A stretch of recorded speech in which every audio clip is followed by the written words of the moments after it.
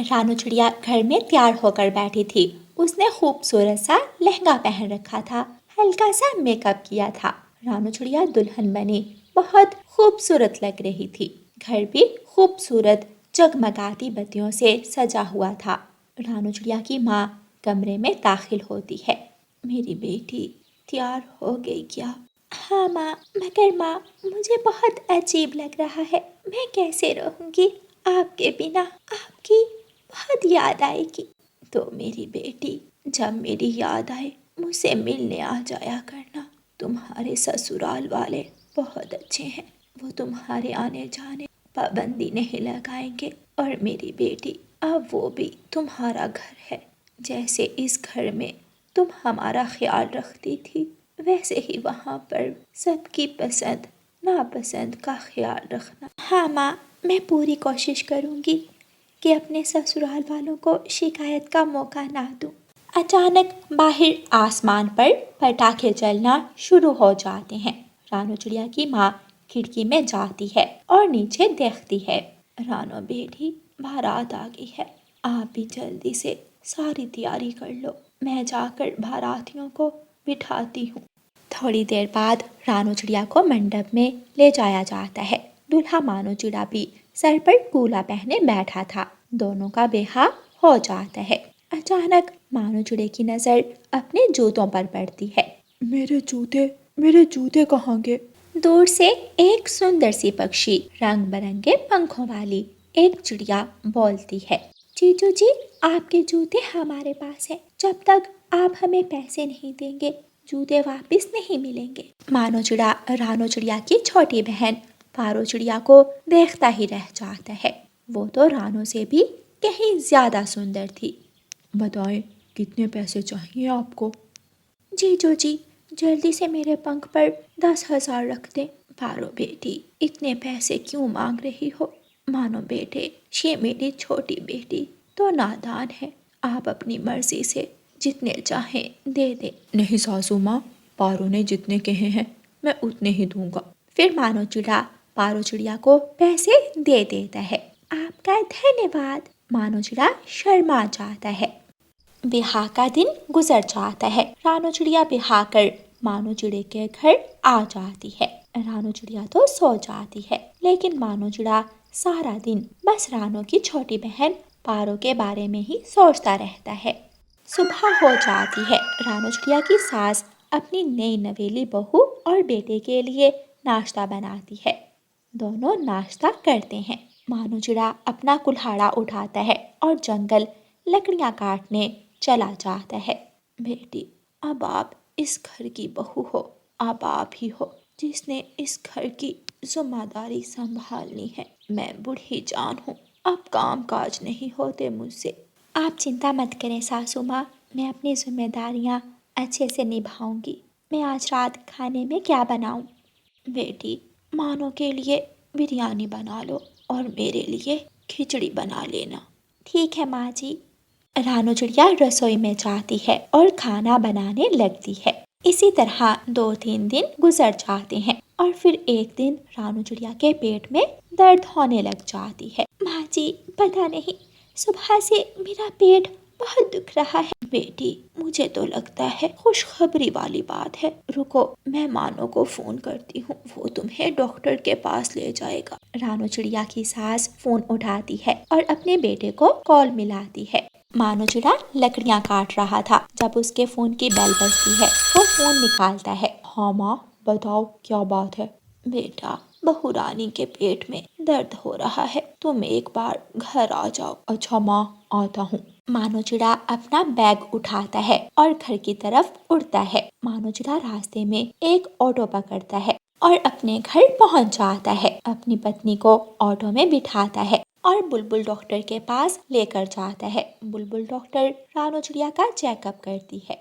बधाई हो, आप पापा बनने वाले हैं। अब आपको चाहिए कि अपनी पत्नी का खास ख्याल रखें। मानो चिड़ा तो बहुत खुश हो जाता है। रानो चिड़िया की भी खुशी का कोई ठिकाना नहीं था। बुलबुल डॉक्टर कुछ दवाइयाँ लिख कर देती है। मानो चिड़ा वो दवाइयाँ लेता है और अपनी पत्नी को लेकर वापस घर आ जाता है। बेटा, क्या हुआ है? बहू रानी ठीक तो है? रानू चिड़िया तो बहुत शर्मा रही थी। मानो चिड़ा खुशी से बोलता है, माँ बधाई हो, आप दादी बनने वाली हैं। सच सच कह रहे हो मेरे बेटे? हाँ माँ जी। रानू चिड़िया की सास रानू को अपने गले से लगा ली है। मैं अपने पौधे को खिलाऊंगी, मैं अपने पौधे के सारे नाज नखरे उठाऊंगी, मेरे घर में रौनक वापिस आ जाएगी। इस तरह 2-3 दिन गुजर जाते हैं। रानो अपने घोंसले में अंडा देती है और अब हर समय अपने अंडे के ऊपर बैठी रहती और उसे गरमाइश देती है। एक रात जब रानो चिड़िया अपनी सास के कमरे में उसे खाना देने आती है तो रानो चिड़िया की सास नढाल बैठी थी। माँ जी, क्या हुआ आपको? आपको तो बहुत तेज बुखार है। बेटी, पता नहीं, शाम से तबीयत बहुत खराब है, ऐसे जैसे मेरे पंखों में जान ही बाकी नहीं रही। तो माँ जी, आपने बताया क्यों नहीं? मैं तभी आपके पास आ जाती। बेटी, अभी अंडे को आपकी ज्यादा जरूरत है। रानू चिड़िया जल्दी से अलमारी खोलती है, बुखार की दवा निकालती है और अपनी सासू माँ को दवा पिलाती है। रानू चिड़िया अपने पति को फोन करती है, पति जी, आप जहाँ भी हैं जल्दी घर आ जाएं। क्या हुआ है रानो? माँ माँ की तबीयत ठीक नहीं है, जल्दी घर आ जाएं। मैं अभी आता हूँ। मानो चिड़ा घर की तरफ उड़ता है। बेटी, मुझे लगता है मैं अब जिंदा नहीं रहूंगी। तुम मेरे पौधे का ख्याल रखना, उसे मेरे बारे में जरूर बताना। माँ जी, ये आप क्या कह रही हैं? कुछ नहीं होगा। अभी तो आपने अपने पौधे को खिलाना है, उसे उठाना है। आप ऐसे कैसे हमसे दूर जा सकती हैं? बेटी, सारी ख्वाहिशें कहाँ पूरी होती हैं। मैं ऐसे कहते हुए रानू चिड़िया की सास अपनी आंखें बंद कर लेती है। रानू चिड़िया अपनी सास के सरहाने बैठकर बहुत रो रही थी। मानो चिड़ा भी घर आ जाता है। उसकी माँ का शरीर बेजान पड़ा था। माँ, माँ क्यों हमें छोड़कर चली गई? माँ, क्यों आप बहुत दूर चली गई? मानो चिड़ा भी बहुत रोता है। वो रात मानो चिड़े और रानू चिड़िया के लिए काटना बहुत मुश्किल थी। प्यारे दोस्तों, इस कहानी का अगला भाग देखने के लिए कल तक इंतजार करें और आपको ये वाला भाग कैसा लगा है हमें कमेंट करके ज़रूर बताएं। और प्यारे दोस्तों, इस कहानी को लाइक, अपने दोस्तों के साथ शेयर और चैनल को सब्सक्राइब करना बिल्कुल मत भूलना। आपका धन्यवाद।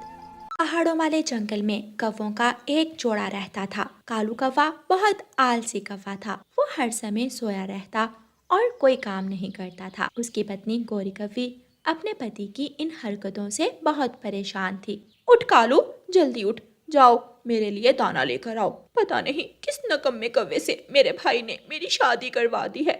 शादी से पहले मेरा भाई मुझे किसी चीज की कमी नहीं होने देता था, सब कुछ ला कर देता था, लेकिन अब तो तुमने मुझे हर चीज के लिए तरसा दिया है। अच्छा जी, मेरा घर भी शादी से पहले राशन से भरा होता था। ये तो तुम जब से इस घर में आई हो सारा राशन ही खत्म हो गया है। वो तो तुम्हारी माँ थी जो हर समय अपने खेत में काम करती थी। तुम तो तब भी ऐसे के ऐसे ही थे, नकम्मे और आलसी। कैसे मेरे भाई को अपनी बातों में फंसाया और मेरी शादी यहाँ हो गई। मैं बता रही हूँ, आज अगर दाना ना लेकर आए तो मैं अपने भाई के घर चली जाऊंगी। जाना है तो जाओ, क्या हर समय मुझे अपने भाई का डरावा देती हो? जा रहा हूँ इस घर से, तुम तो मुझे आराम से सोने नहीं दोगी। कालू कौवा घर से निकल जाता है। उसी जंगल में एक नया कौवों का परिवार आता है। बुरा कौवा और उसकी बहन पिंकी कौवी, वो दोनों अपना सामान रखते हैं। बुरा कौवा प्रिंट करने वाले पक्षी के पास जाता है और उससे पोस्टर बनवाता है। बुरा कौवा वो पोस्टर पेड़ पेड़ पर लगा देता है और अपनी बहन के पास वापिस आ जाता है। पूरे भाई, क्या काम हो गया? हाँ हाँ मेरी बहन, काम तो हो गया, अब बस इंतजार करो, कोई ना कोई जरूर आएगा। जंगल के पक्षी बुरे कौवे के लगाए हुए पोस्टर को पढ़ते हैं। रानो, ये क्या लिखा है पोस्टर पर? लिखा है कि जो बुरे की बहन पिंकी कौवी से शादी करेगा उसे उसका भाई बहुत सारा जहेज और जमीनें देगा। बूढ़े ने जल्द ही मर जाना है, इसलिए वो चाहता है कि उसके जीवन में उसकी बहन की शादी हो जाए और बूढ़े का सारा कुछ उसकी बहन के पास जाएगा। हमारे जंगल में तो एक ही कौवों का जोड़ा है, कालू और गोरी, और तो कोई कौवा नहीं है, फिर कौन शादी करेगा? हाँ ठीक कहा, हाँ तोते ठीक कहा। उस कौवे ने पोस्टर लगाकर अपना समय ही जाया किया है। कालू कौवा भी वो पोस्टर पढ़ लेता है। कालू कौवा तो वो पोस्टर पढ़कर बहुत खुश हो जाता है। मैं अमीर हो गया, मैं अमीर हो गया। अब नहीं रहेगी हमारे घर गरीबी। मैं करूंगा शादी उस पिंकी कवि से और बन जाऊंगा सारी जमीनों का हकदार। कालू कौवा खुशी खुशी अपने घर जाता है। मुझे लगा था शायद दाना लेने के हो, लेकिन फिर खाली हाथ आ गए। दाने को छोड़ो गोरी, हमारे हाथ खजाना लग गया है, खजाना। हैं? वो कैसे? अरे गोरी, हमारे जंगल में एक कौवा और उसकी बहन आए हैं। उसके पास बहुत सा पैसा है। पागल कालू, इसमें खुश होने वाली कौन सी बात है? वो कौन सा अपना पैसा हमें देने जा रहा है? पूरी बात तो सुनो। उसने पोस्टर लगाया है कि जो उसकी बहन से शादी करेगा वो सारा पैसा उसे दे देगा। कालू के बच्चे, अगर इस घर में तुम किसी और को लेकर आए तो मैं तुम्हें छोड़ूंगी नहीं। गोरी, जरा सोचो, हमारा पूरा घर सामान से भर जाएगा।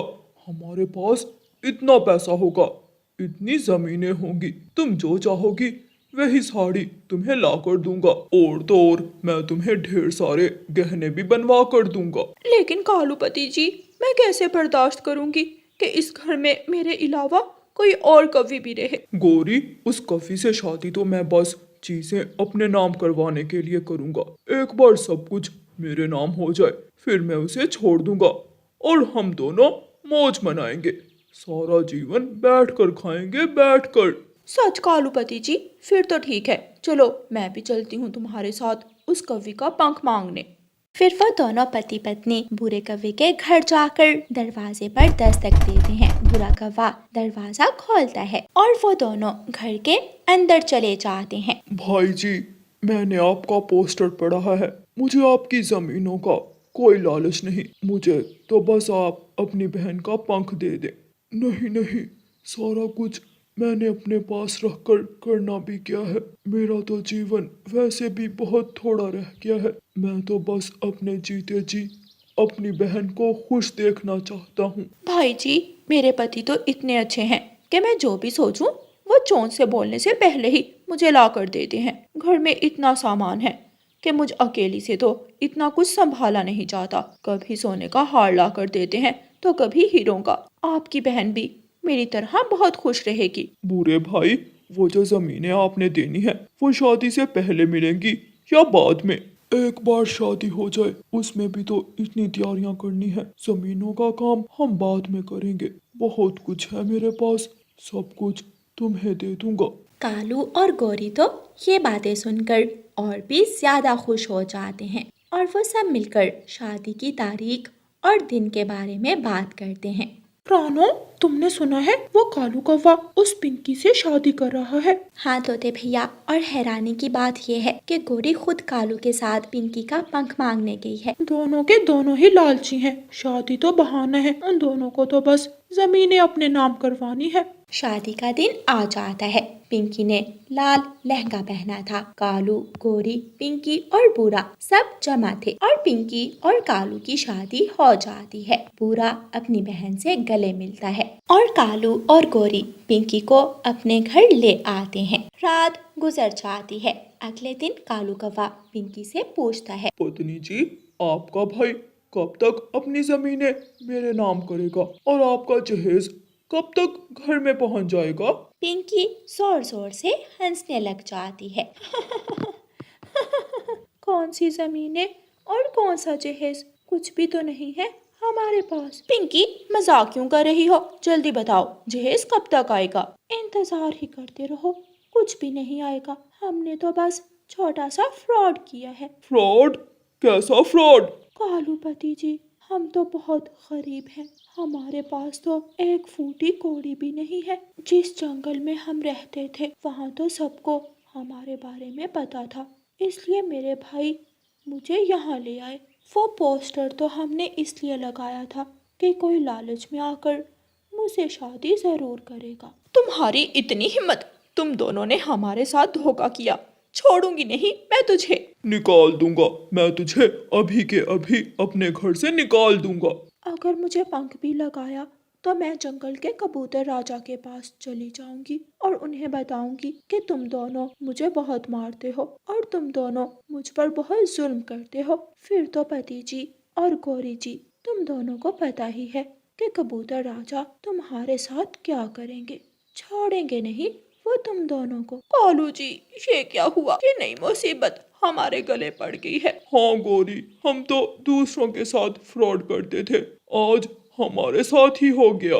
इस तरह दोनों पति पत्नी कालू और गौरी को उनके लालच की सजा मिलती है। प्यारे दोस्तों, इस कहानी को लाइक, अपने दोस्तों के साथ शेयर और चैनल को सब्सक्राइब करना बिल्कुल मत भूलना। आपका धन्यवाद। दिवाली का त्योहार आने वाला था। शहर वाले जंगल में नन्हे पक्षी अपने माता पिता के साथ बाजार जा रहे थे और वहाँ से तरह तरह के पटाखे, मिठाइयाँ और नए नए कपड़े खरीद रहे थे। उस शहर वाले जंगल में एक गरीब रानो चिड़िया रहती थी।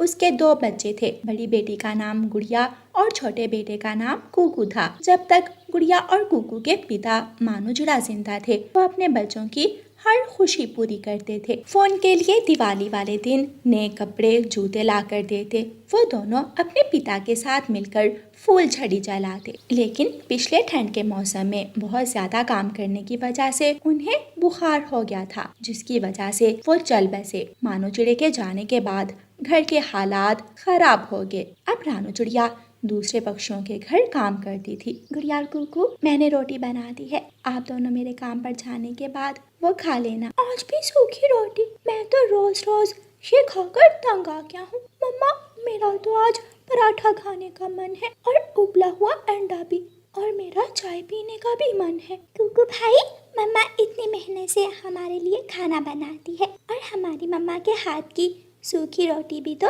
इतनी मजे की होती है। बड़ी बेटी गुड़िया समझदार थी, वो घर के हालात जानती थी। लेकिन छोटा बेटा कुकू अभी सिर्फ जिद करता था। खिलाऊंगी खिलाऊंगी, मैं अपने बच्चों को आपकी मनपसंद चीजें खिलाऊंगी। मैं ढेर सारा काम करूंगी और अपनी गुड़िया और कुकू के लिए सब लाऊंगी। मम्मा चिड़िया की आंखों में आंसू आ जाते हैं। वो अपने बच्चों से अपने आंसू छुपाती है, क्योंकि रोज कुकू किसी ना किसी बात पर जिद करता और रोज रानो चिड़िया ऐसे ही बात कहकर उसे दिलासा देती थी।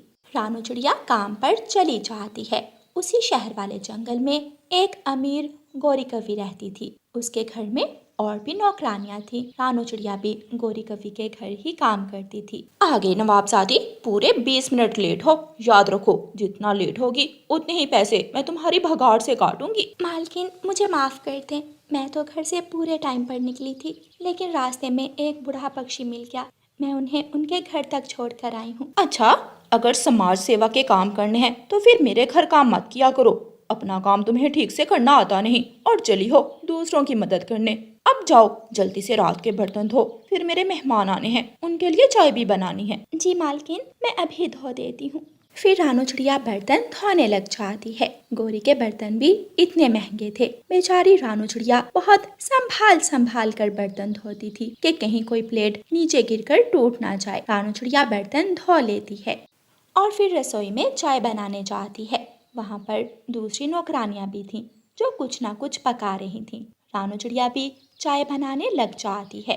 रानो, जो कप मैं विदेश से लेकर आई थी उनमें चाय डालना और चाय अच्छी बनाना। मेरे मेहमानों को जरा भी शिकायत का मौका ना मिले। जी मालकिन, आप चिंता ना करें, सब कुछ अच्छे से हो जाएगा। रानो चिड़िया चाय बना लेती है और उन्हें कपों में डालकर एक ट्रे में रखती है। रानो चिड़िया वो ट्रे लेकर जा रही थी कि अचानक रानो चिड़िया का पाँव फिसलता है और रानो नीचे गिर जाती है और साथ ही कपों से भरी ट्रे भी नीचे गिर जाती है। कप चिकना चूर हो जाते हैं। मनहूस शक्ल वाली, तुझे कहा भी था कप महंगे हैं। तूने तो कभी इतने पैसे अपने पूरे जीवन में भी नहीं देखे होंगे। जल्दी से यह कचरा साफ कर और जल्दी बन यहाँ से। मालकिन जी, मुझे काम से मत निकाले, मैंने जानबूझकर नहीं गिरा है, मेरा पाँव फिसल गया था। एक शर्त पर नहीं निकालती, जब तक मेरे कपों के पैसे पूरे नहीं हो जाते तुम्हें भिगाड़ नहीं मिलेगी। लेकिन मालकिन, मैं अपने घर का खर्च कैसे उठाऊंगी? अच्छा फिर अभी के अभी निकलो यहाँ से। मेरे पास तो इतनी नौकरानियां हैं कि तुम जैसा कोई मामूली गरीब पक्षी चला भी जाए तो मुझे फर्क नहीं पड़ेगा। इस तरह गौरी कवि बेचारी रानू चिड़िया को अपने घर से निकाल देती है।